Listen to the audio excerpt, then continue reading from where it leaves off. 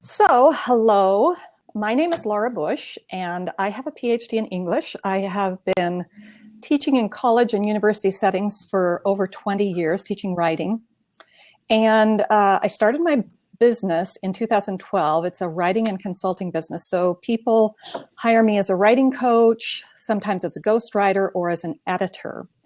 And I was recently at an event with 10 potential book writing clients. I was talking to them about the value of writing a book, what gets in the way often, what are the obstacles and barriers that keep people from actually finishing writing a book, and then how to overcome those barriers. And I also brought up a few things about publishing, but many of the people at that event had other questions about actual publishing, marketing, and making money from your book. So I've invited Julie Salisbury from InspireABook and Influence Publishing. She's the founder of both, to answer some of those specific questions that my clients often have. And I think she's a much better expert to do that than I am. Just to let you know a little bit about Julie, she did found InspireABook and Influence Publishing. And she's originally from England. You'll be able to tell the minute she talks.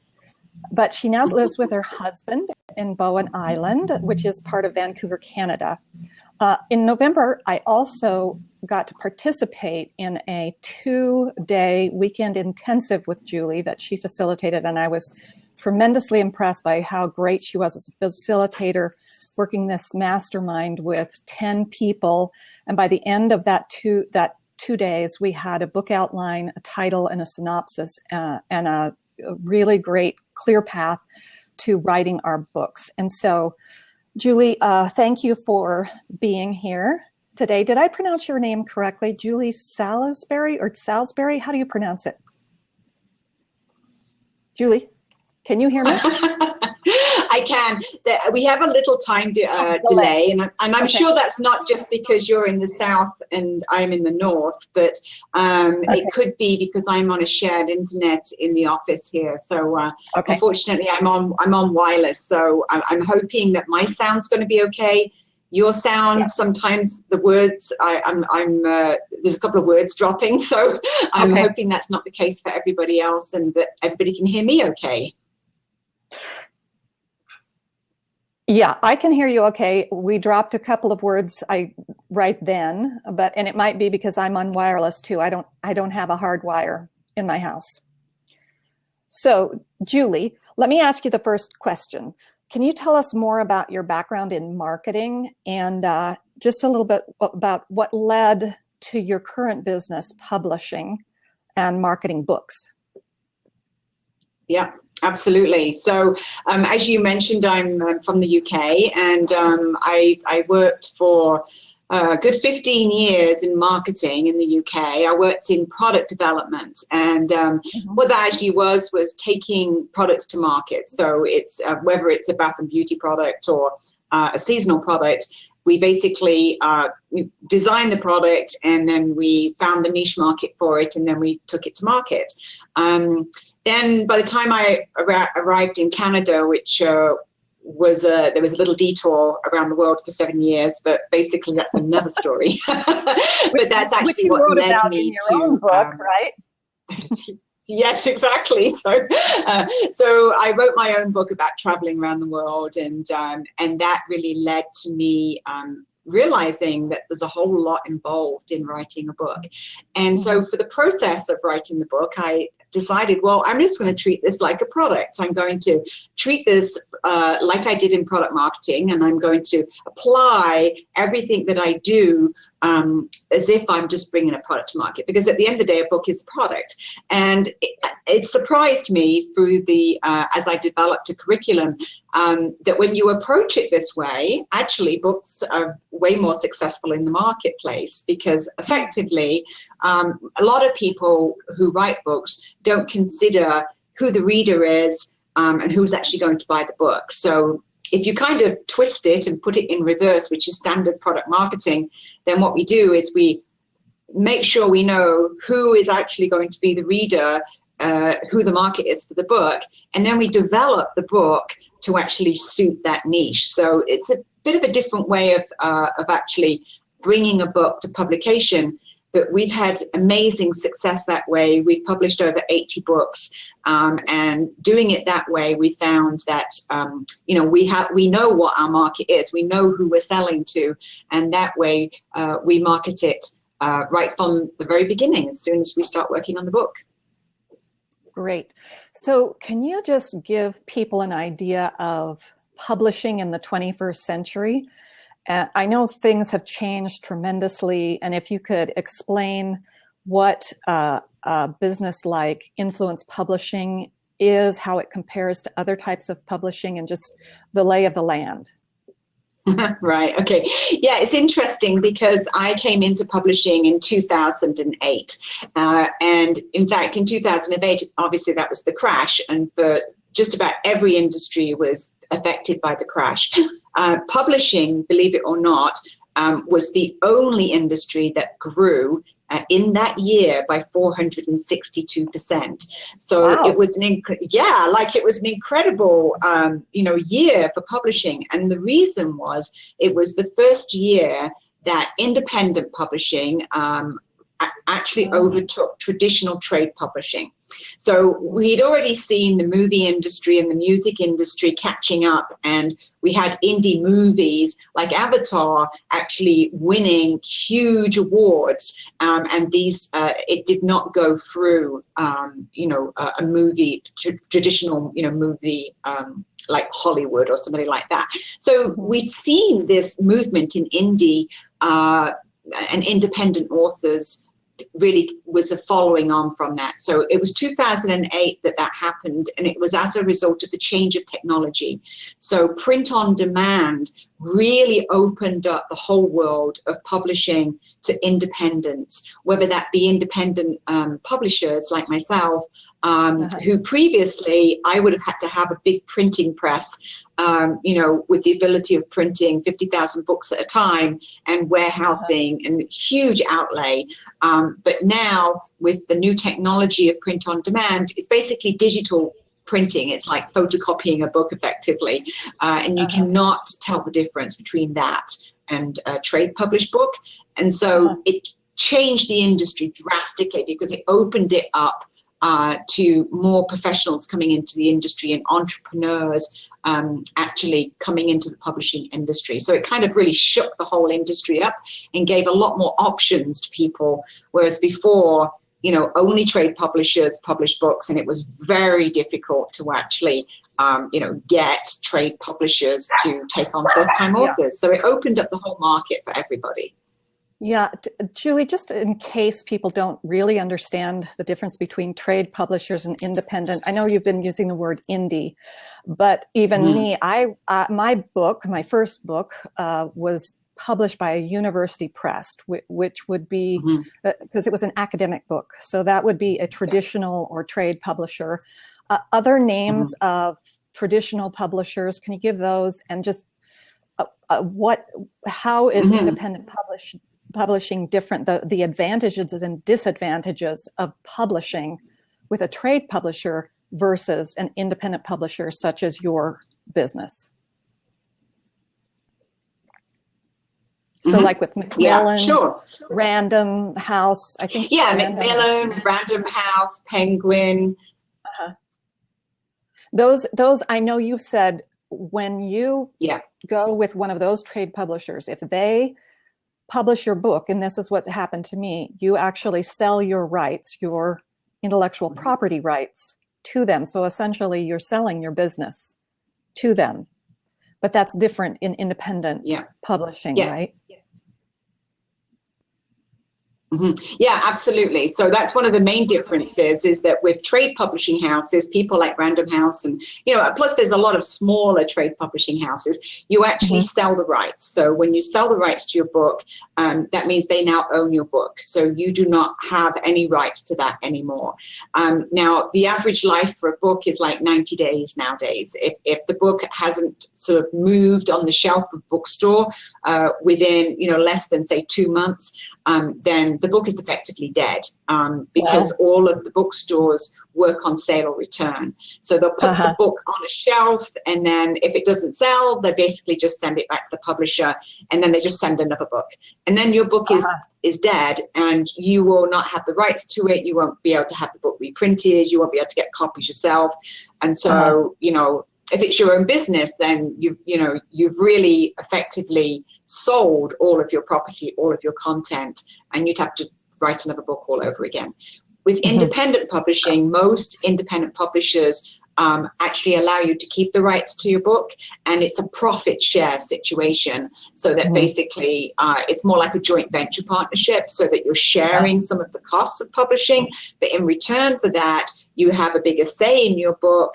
But, you know, professionally, we give you really professional advice, and you get to have a much bigger share of the profit as well. So there's a lot of advantages. Basically, you get a lot more control of your book.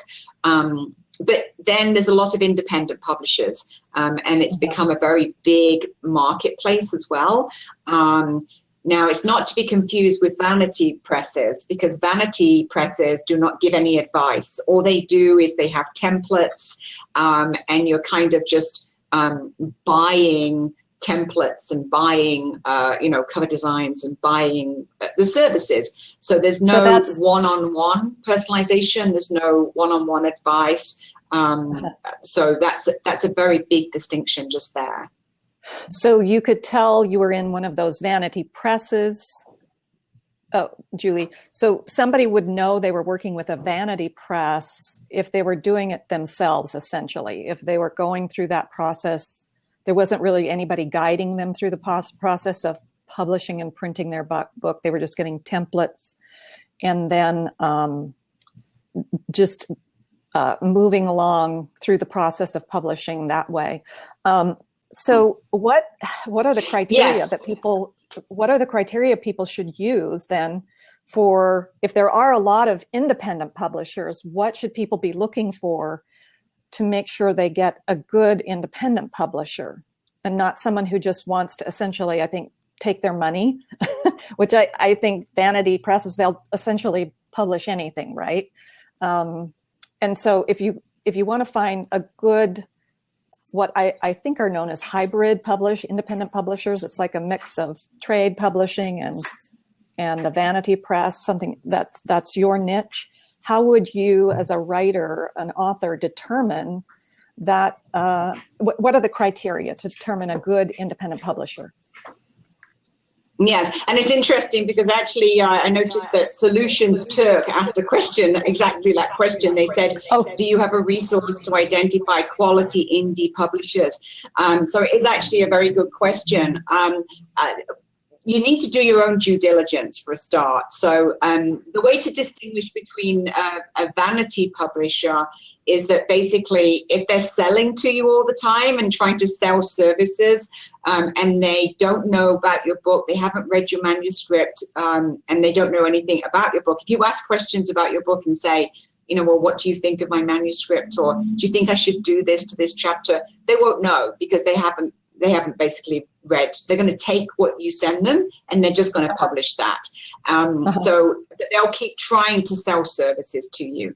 Now, if you are on the lookout and you're trying to find a publisher and you're looking at all the options, then for a start, you can ask people, okay, well, who have you published? How many books have you published? And can I please speak to some of these people that you've published by phone so that I understand what the service is like? And then look at their website, look at their books that have been published, see who they've published, what names they've published. Have their books become bestsellers? Are they good quality books? Do they look poor quality books? And really, if they haven't published, say, at least 50 books, then they probably haven't got the experience and professionalism. So be aware of that. But at the same time, if they've published 10,000 books, like a lot of the vanity presses have, then that is the opposite problem, because they're just churning out like a factory, right? Just template. So it's kind of like, this kind of magical figure in the middle. If you publish independent publishers, probably publishing, 20, 30, 40 books a year. And hopefully, you know, they've been going at least 5 years, so that you know that they've got the professionalism. So it's all to do with due diligence, really. You've got to ask the questions and check them out yourself and check out their authors. Okay, great. That's very helpful. And I just want to tell everybody, I'm actually not having people come into the blab just yet. There have been a couple of people ask me, if you have a question, would you type it in the chat area there at the bottom right and send a message, and you do a /Q and then write your question. And maybe if we have time at the end, I'll be happy to let somebody in to the blab, but I want to get in, as much time as possible with Julie and all of her great expertise on publishing. So I would really love to have you talk about the bestseller issue. What does it mean to be an Amazon bestseller? I know you actually, I think you've told me, but I don't know if this number is right, have had like 50 of the 80 books, at least 50 of the 80 books that you've published have become Amazon bestsellers. And I want to know, what does that mean? Why would you want that as an author? I mean, other than it sounds really great, right? But what does it actually get you? And then I know there are other bestseller categories, but I don't necessarily, or people who are listening don't necessarily know the difference. What does it mean to be a bestseller?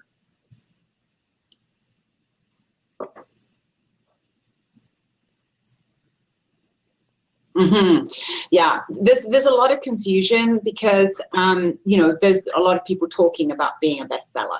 Of course, Amazon bestseller is one that we hear about all the time. The main reason why you would want to be a bestseller is because to actually be seen and to be noticed. You know, on Amazon, you don't see the 8 million books that are on Amazon. There's more than 8 million books. I think there's like probably 10 million books on Amazon. But when you go on Amazon, you don't see 10 million books. You only see, you know, the top 100 basically in each category. So if you want to get noticed on Amazon, you've pretty much got to be the bestseller in those categories. Otherwise, your book will not be found. You know, if you are a cancer thriver and you're writing a book about thriving through the journey of cancer, then when you basically, you know, if somebody puts in a search in Amazon and wants to know books about cancer and surviving and thriving cancer, then you want your book to turn up. So if your book has made the bestsellers list, then your book will be found. If it's not made the bestsellers list, then in the searchability and the SEO and the algorithms of Amazon, they're not going to find your book. Like, there's 8 million books. So, you know, how many books on cancer? Who knows? You know, there could be 400,000 books just on cancer. There could be even more than that. So in other words, the bestseller is really gives you visibility that you would not have otherwise. So it is very important to get a bestseller status. Now, the other bestseller statuses that we hear about, such as the New York Times bestseller, you know, those are way more difficult to get. If you happen to live in New York, you've probably got a better chance of it. But the way that they are found is basically based on sales of a very small number of bookstores. So I think in New York, it's like 5 stores, maybe a few more than that, but I don't know which stores they are. That's the problem. This is all kept, you know, secret by all the publicists and the PR people that work in New York. And they actually have, you know, the bookstores that they work with. And then basically they do a survey every week. And they count the numbers of how many books that bookstore has basically sold of that book in that particular week.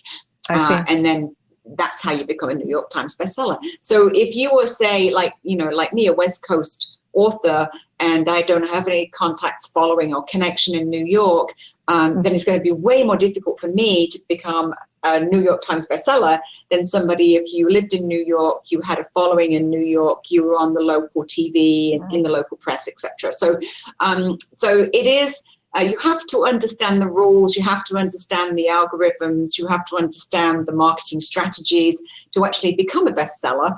And that's one of the things that we do as a publisher, and that's not what all publishers do. Otherwise, you have to go to a specialized, publishing, a PR company or publicity company, somebody like this. So yeah, that's another thing to check out. Does your publisher understand how to become a bestseller? Have they made their books bestsellers? How many of their books are bestsellers? And which bestseller categories can they help you with? I'm having trouble hearing. Okay. Are you okay? You're done. I lost those last. I'll go like this every time I finish. Okay. Yeah. It's delayed a little bit. Yeah. Okay. So let me ask another question. I want to know, how can a business person, an expert, somebody, maybe a coach, a healer, someone who wants to share their message or their expertise out in the world, how can they use their book as a marketing tool? I know you've started to talk about that, but why is a book a marketing tool? How does that work? And how does it compare to other marketing tools that are maybe people are more familiar of thinking about as marketing, like a website or social media channels, or even just traditional print material like a business card or a brochure about you? How is a book different? What are the advantages of it, if any, in comparison to those other marketing tools? Yeah. Okay. So, a published book is pretty much the best marketing strategy that you can use for your business. It is a way of really demonstrating your expertise. Because frankly, if you can't write 40,000 words on your subject to actually demonstrate how much knowledge you have, then you actually don't have the credibility. You could write 1,000 words on a blog, or you can write, 500 words on, social media or articles. And you can also, on your website, you can spend, thousands of dollars on a website. But still, at the end of the day, you and your knowledge and your expertise and your wisdom, a book is the only way you can truly showcase that. And a book, to be a book, needs to be at least 40,000 words. So unless you actually can write 40,000 words on your subject, then you're not an expert. And so it really is a way of showcasing your expertise. It's kind of like a 200-page business card, really. And what it does is it actually establishes you then as an expert and the go-to expert for that subject. Now, to give you some of the examples of our authors that have used this, we had, for example, a lady who she was a director for the Alzheimer's Society. She moved from the East Coast to the West Coast, and she decided, I'm now going to start my business as a dementia consultant.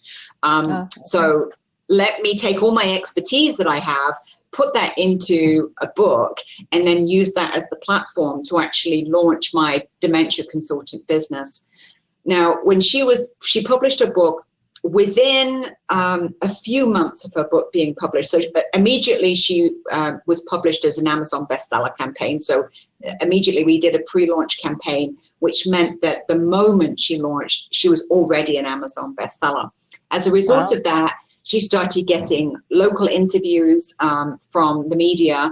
There was a lot of news in the media about dementia and, accidents happening, people wandering off. And so she was called upon as the expert because, Global TV and CTV and NBC, and these people were basically saying, okay, we need an expert to interview on the subject of dementia. So they would go to Amazon, they would see her book on Amazon, therefore she's an expert, so then they would contact her. And we've had many, many examples of, we've published over 80 books, and many of our authors are now established as the go-to expert. Huffington Post is a perfect example. many of my authors say to me, how do I get to be a Huffington Post contributor? I really, really want to contribute to Huffington Post. And I say to them, well, once your book is published, you know, we write blogs and we keep the social media going. They will come to you. It's not a question of you trying to get a submission for Huffington Post. You've got to be out there as an expert. And, you know, there's no, you know, Google knows if you're an expert because of your ranking.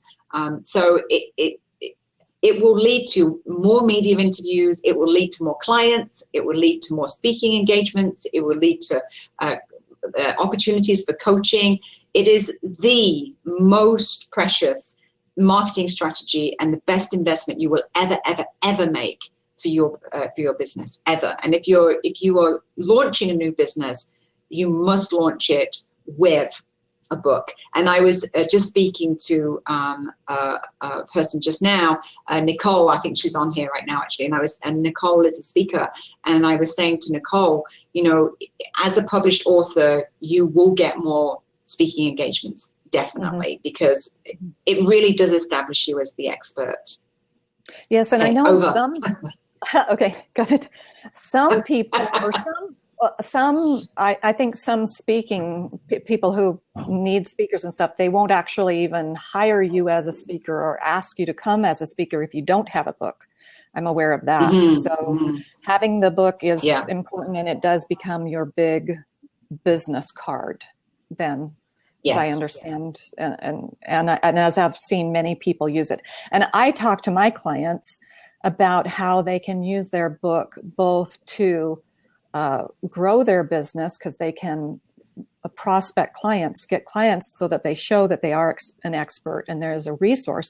But also, if they're working with clients, it's a way to reinforce things that they might have been teaching them or coaching them through. So if you give them the book, it can go in more depth and detail, or just reinforce, and somebody can go back and refer to it. So it's actually a really important thing to do if you're a coach who really wants to make a difference, or an expert, etc. Do you publish books? Do you publish fiction or poetry or any other kinds of books, or are you primarily publishing nonfiction?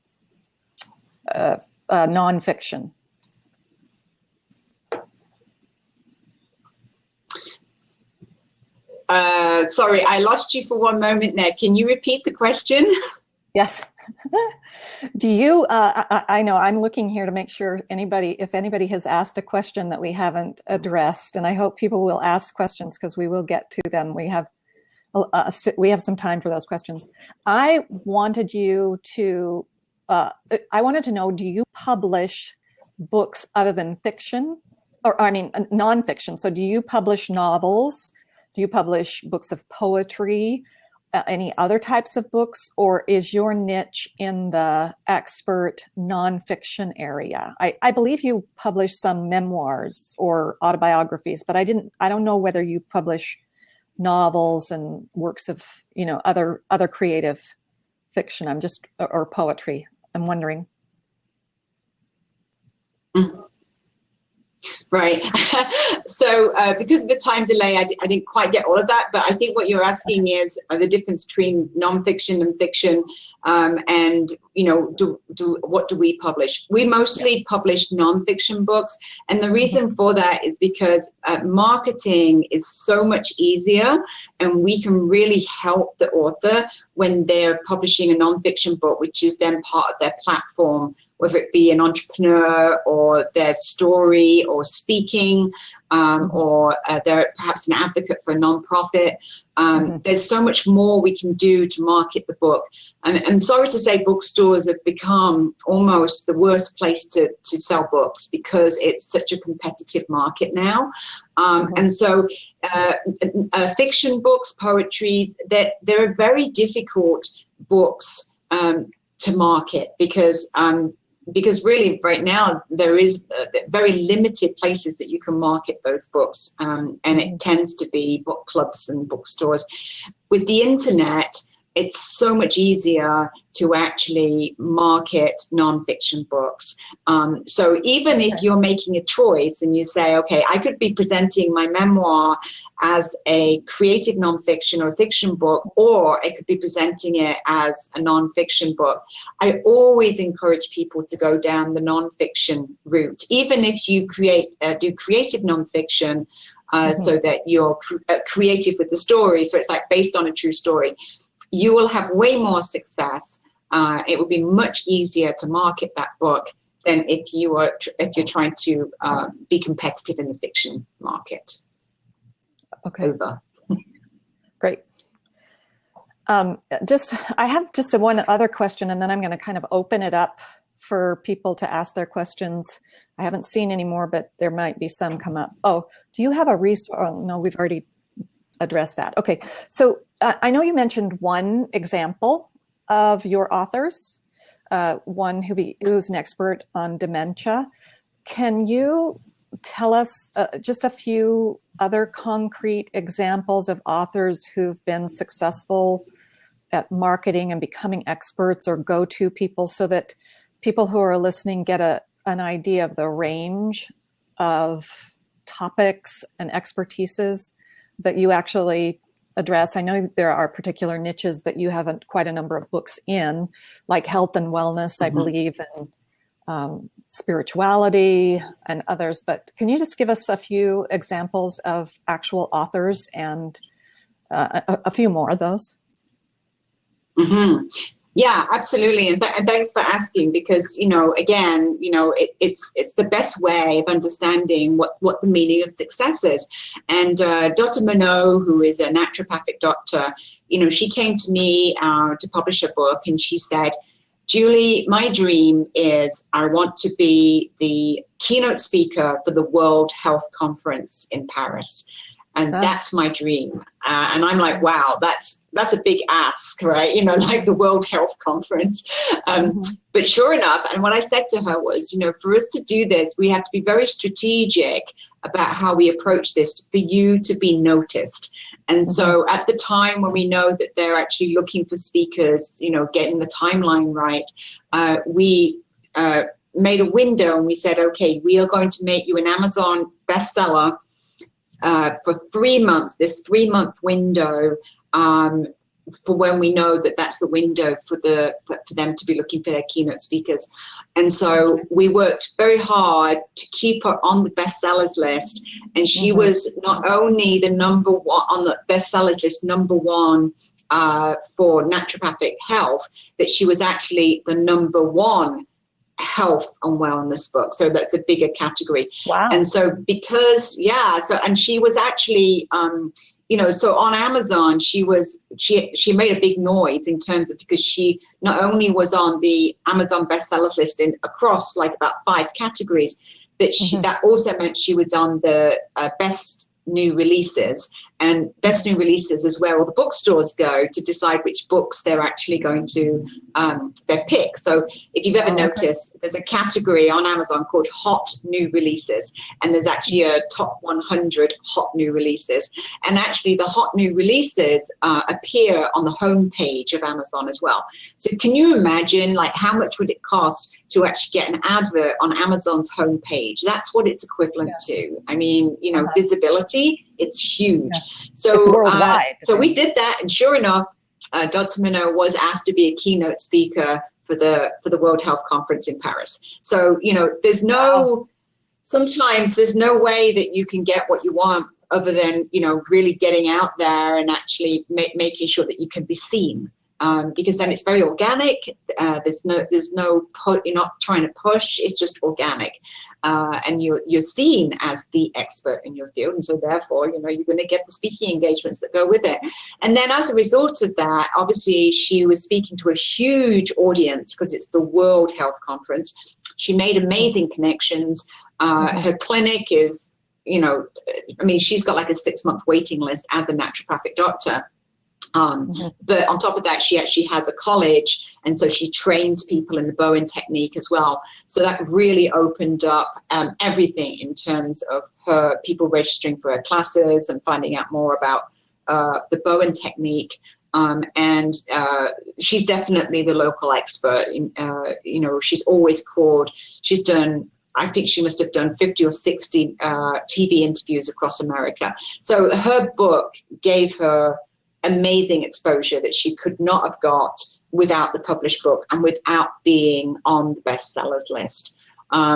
We also had another author, Alison Jones. She had a family practice, and so basically she helps people that have got problem children or behavioral issues. And she, through her published book, she's now a very regular Huffington Post contributor. She's on the local TV here in Canada and British Columbia. That's where her business is. She is on CTV, Global TV, and the local press almost every single month. Any issues to do with children and welfare, she's the go-to expert. That obviously then means now her name is well known, her practice is well known, her practice is so busy, she's taken on all these other consultants because now they're using her name and her reputation to bring more consultants into the business. So, in terms of what the book did for them, it got them speaking engagements, it got them more clients, it got them regular media interviews and ongoing business. And for both of them, it's now over 2 years since they published their books, and they've still kept that momentum going. So it's absolutely, I could give you lots and lots more examples. If there's anybody who wants particular examples in fields, I can do that as well. But yeah, you cannot find anything like a book that will give you business in that way as a marketing strategy, for sure. That's really helpful, Julie. I mean, it helps me see very clearly, gives me the vision of multiple streams of income that come from one source, that book. I'm just going to now let's see if anybody has questions to ask you in particular. If anybody wants to come on, also, they're welcome to ask me. I know a couple of people have asked, but I haven't clicked the green button yet. But if you'd like to come on, or if you'd like to just chat, please feel free to do that. So I just want to see if anybody has any burning questions for Julie. Anyone?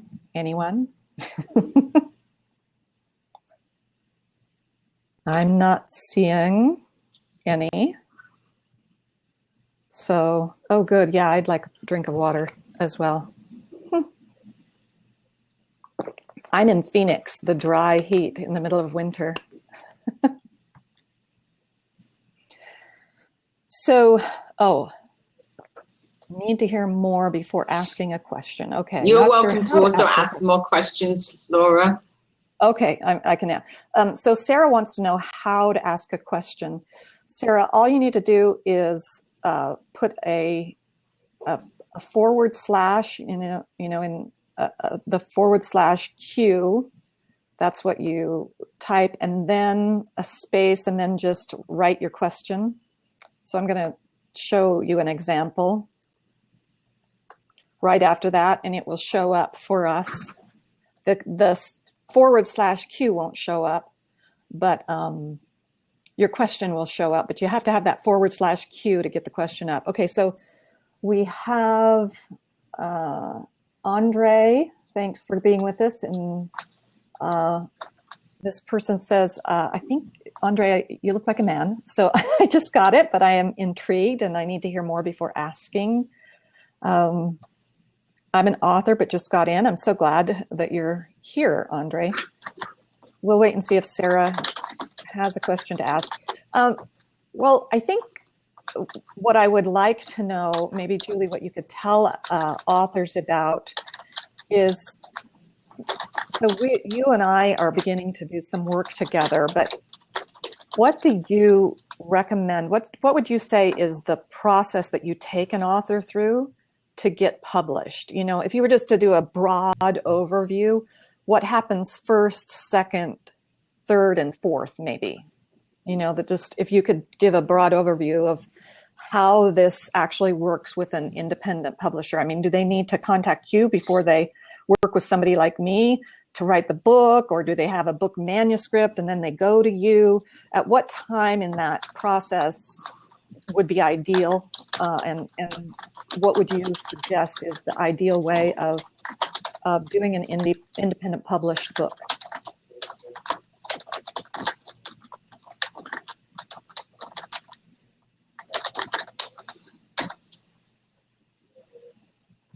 Oh, yep. Okay. Let's see.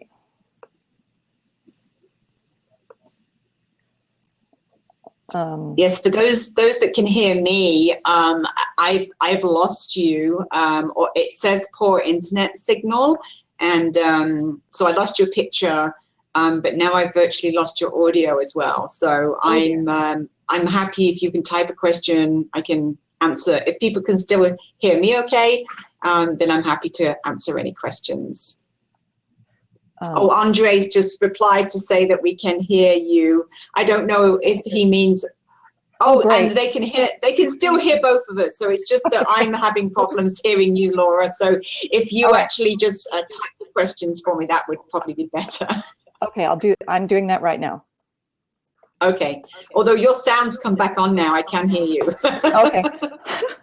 So I was asking, what are the main steps for working with someone through the publishing process? Okay. Yes, most people are not prepared for everything that's involved in getting a book published. And what I found mostly is people are really not prepared when it comes to the editing. Writing the first draft is really the very first stage, and for a lot of people, after they've written the first draft, they kind of go, oh, thank goodness I finished now, and it's like, oh no, I'm sorry to tell you, but you've only just started. So I think a lot of people really don't appreciate the importance of editing. They don't appreciate what really makes for a good book, and there are many stages of editing. So it's not just, copy editing such as grammar and spelling is just one of the smallest elements of editing that is important. And with a lot of vanity presses, that's all they do, is they only provide a service for copy editing. And that is literally just checking your spelling, grammar, and punctuation, etc. What makes for a really good book is one that's got a really good flow, it's got a good structure, it's got the reader actually understands what they're getting out of the book. They can relate to the author. They can relate to the story. When it brings up questions, the author has anticipated those questions and actually answers those questions in the story. And the reader feels like they're actually learning something from the book. They're actually taking home knowledge, and it's inspiring them, or it's motivating them. So the actual content part is so important to work with somebody who's going to give you a structural and a developmental edit, as well as a substantive edit. And that is, that's all to do with the content. Just a content edit when it comes to grammar, and that's just, that's almost just like the signing off piece at the end. So there's so many more stages of editing that your book must go through. I've spoke to authors that are best-selling authors, and they say to me, their editing process is still a long process. It still takes a lot of time. You need to be giving at least 6 to 8 weeks minimum, and expect 3 or 4 rewrites of your manuscript to really produce a very high quality book. So unless you do that, even if you're a fabulous writer or a fabulous storyteller, if you don't get the structural and the substantive editing done, then your book is not going to be a professional book, and you are you're not. People spend like $10,000 on a website to make sure that they look good on their website. They need to spend money on their editors as well to make sure that they're really getting their message across as professionally as possible. And then the next stage is the packaging of the book. Now, you know, the packaging immediately tells us whether a book is attractive to them. So when we talk about, you know, like the elevator speech, you know, for those people that have heard of that, it's when, you know, you've got 30, you get on the ground floor with Oprah and she's going to the top floor. You got to tell her, you got to pitch to her, right, why you should be on her TV show. Well, that's the space you've got on the book, basically. So the back of the book is effectively your elevator pitch. But people are not even going to turn over and read the elevator pitch first if they're not attracted to the cover of the book. So that whole thing about don't judge a book by a cover, you know, how else are you going to judge a book? So the cover becomes extremely important, and people do not put enough emphasis on that side of things. So it creates a lot of problems. You know, I've seen many books that are actually fabulous content. You know, they're great inside. I love what they're saying, but it's hidden behind a very poor cover. And and so people never even get to open the book, right? Because they never get to see the book. So it's there are many elements to a good book. And that's why you need to work with a good publisher that actually understands, you know, understands how to make a book, the packaging of the book, and the content of the book stand out and actually get sold. Okay, thanks, Julie. Let me get to Andre's question here. He says, can you see it for self-published authors? How can I get media outlets to catch wind of my book? Marketing. Title of my book is From a Fatherless Father to His Sons. How would you answer, Andre?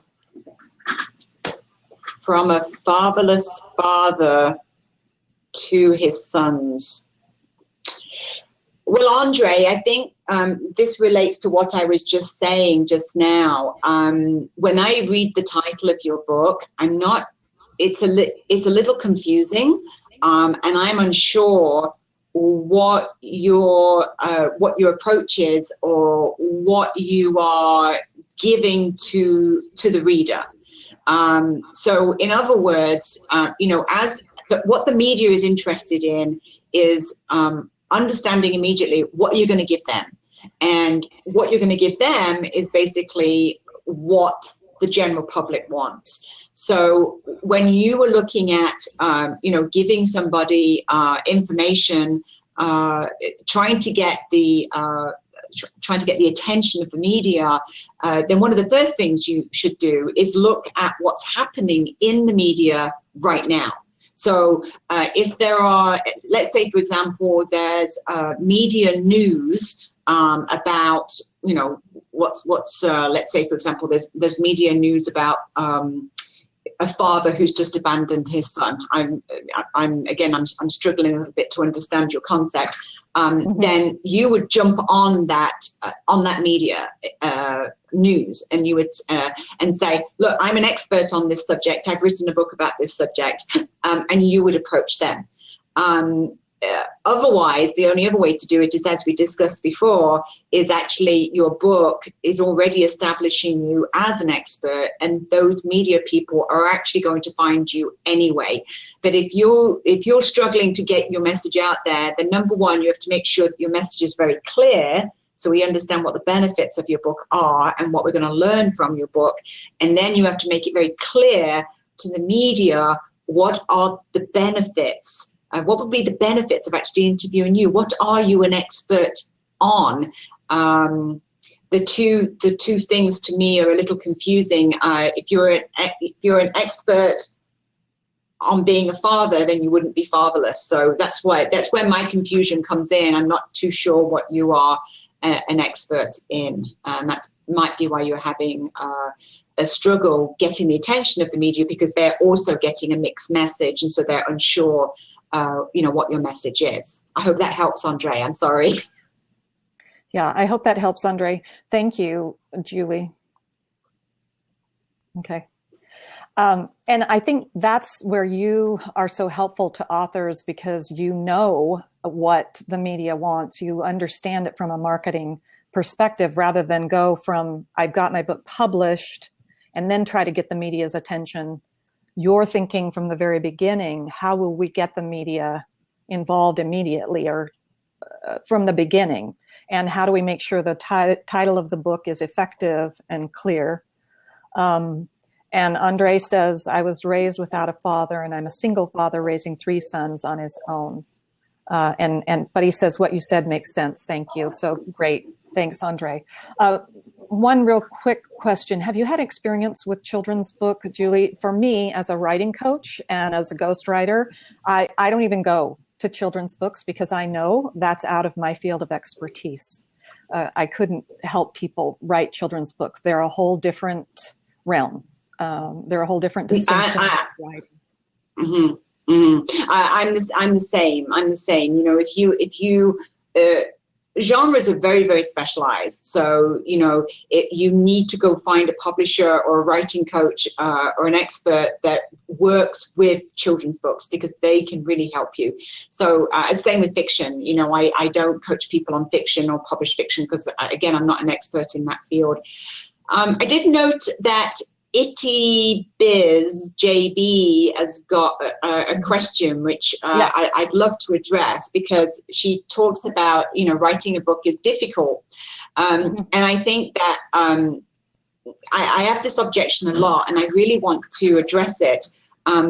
If you understand what your book is about, if you know who your reader is, what they want to know, what you're going to teach them in your book, and how you're going to do that, how you're going to approach that, then it's actually quite easy to write a book. And I know people go, yeah, it's easy. But as you know, Laura, from the 2-day intensive program that I did, you know, we have a process to make that easy. So what we do is we actually take you through a series of questions to actually plan the whole book.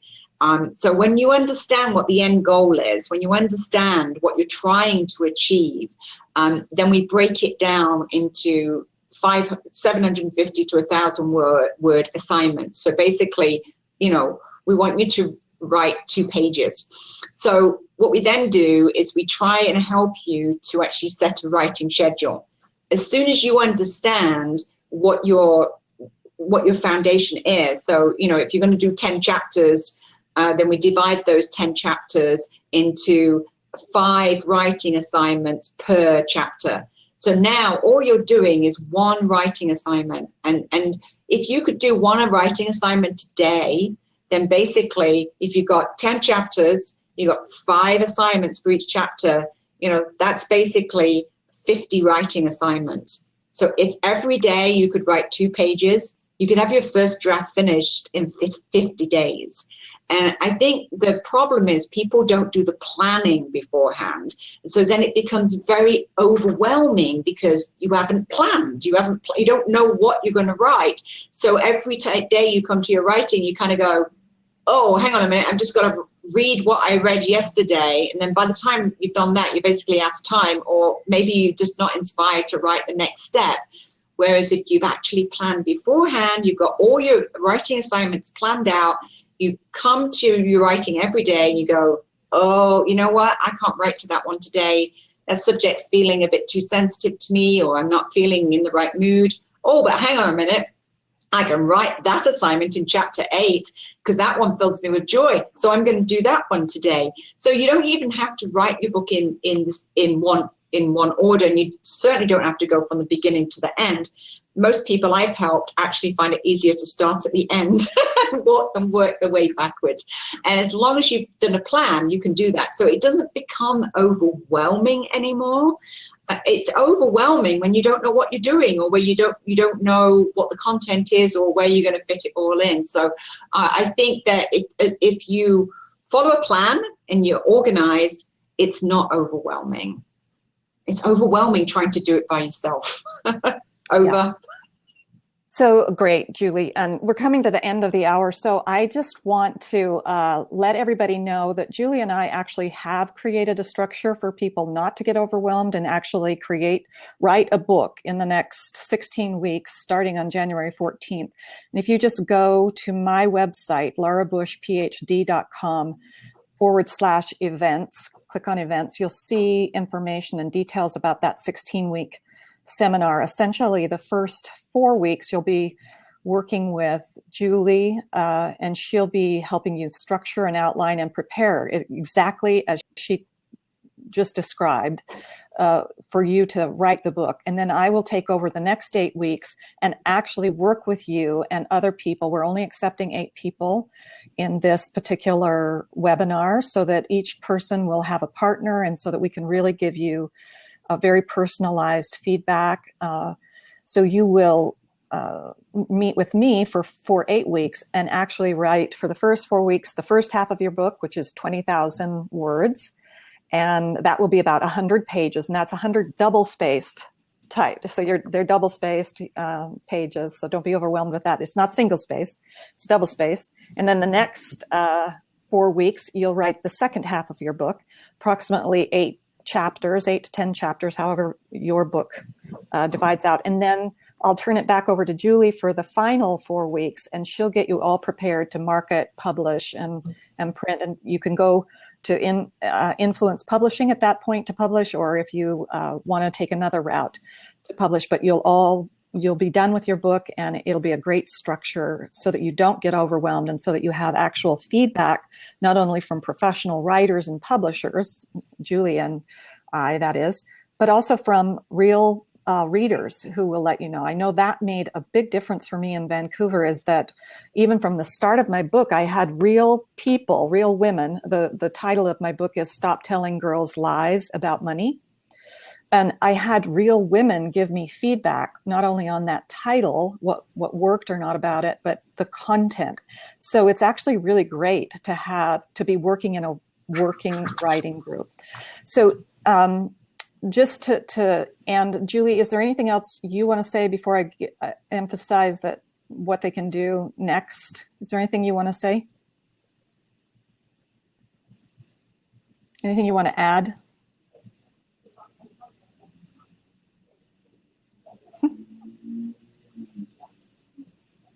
Julie? Okay, well, since Julie doesn't seem to be hearing me, I'm going to let you all know if you would like to talk with me. I'm happy to schedule a 30-minute free consultation with you about your book. No obligation. If you'd like to talk with me about that webinar that's upcoming, just email me. Thanks, Laura. I lost your audio again, but I did just get the end bit there. So yes, I think, really I'm just want to emphasize that don't try and do your book by yourself. It takes a team. It takes a team to actually bring a book to market. And you don't have to be a lonely writer struggling through writer's block, because there's a support network there for you. And we've made this really affordable for people. I've coached over 500 people through this process of actually planning out your whole book, and we do that in the first 4 weeks. So it's very doable and it's fun, and you don't feel overwhelmed, and you're working with 8 people that you then have accountability for. Then, as Laura said, to actually keep you on top of that and make sure you're actually writing your assignments, then she's going to take you for the next 8 weeks. And it's amazing what you could actually achieve in 8 weeks. It is quite incredible, but it's not that difficult. It's just a question of making the time for it mostly. And then that last 4 weeks, when you're back with me facilitating, I'm actually holding your hand right through the publishing process. So if you don't have the budget, example, to publish with myself as an independent publisher, then I've actually given you all the information you need to actually self-publish, or use CreateSpace or something like that, depending on your budget. But then you're not doing it you're not making the mistakes that everybody makes. You know, Andre, I'm sure if your book had a different title, it would probably be a lot more successful than it has been. And that would be something that I would highly recommend that you look at doing right now. You can easily republish a second edition of your book with a different title, and I'm sure you'll get a much better response doing that. So these are the sort of things, you know, that we teach you so that you don't make those kind of mistakes, and you can be successful with your book. So, so yeah, my closing words are, Laura, don't try to do this alone. You know, get your team around you, get the experts around you. You only get one chance to make a first impression. If you're a businesswoman and your website doesn't look professional, your business card doesn't look professional, people don't give you a second chance. The book's the same. So don't make those mistakes, because you really don't get another chance to make a first impression. That's great. Okay. Thanks, Julie, for being with me and answering questions that my clients have and that those people who are on the blab. Thank you, everybody, for being on this blab. And I will stop the recording now and just wish you well. Please contact me at laurabushphd@gmail.com if you'd like a free consultation for 30 minutes about your book and about the webinar itself, and if it's a good fit for you. Okay? So I will see you all on another blab at some other time. Thanks for being with us. Bye, Julie. Thanks, Laura. Bye.